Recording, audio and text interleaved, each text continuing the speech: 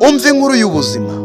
Umva iyi nkuru yaje kuba ku mukobwa wari ugiye kuba umukire. Ndizera neza ko nawe iri bukwigishe cyane rwose. Nanone reka ntangire nyibahereza inkuru y'umukobwa wacuruzaga amata ndetse n'indobo yiwe.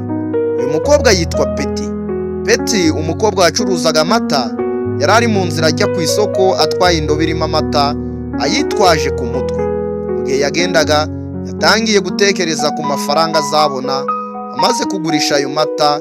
Yaravuze ati, nzagura inkoko kwa Muhinzi Brown, zajya zinterera amagi buri gitondo. Ayo magi nzajya nyagurisha buri munsi, nyagurisha umugore wa padiri.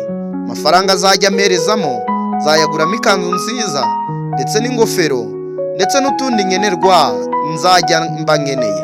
Nzajya ngera ku isoko, abasore bose bazajya bandeba bansuhuze mbaca amazi.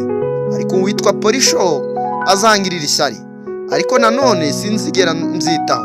Nzajya ndeba gusa maze negura umutwe gutya.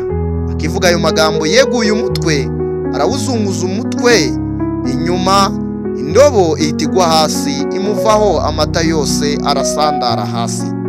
Ibi bishatse kuvuga iki? Iyi nkuru iratwigisha iki? Ntukagire ibyishimo cyangwa imigambi ishingiye ku kintu kitarabaho.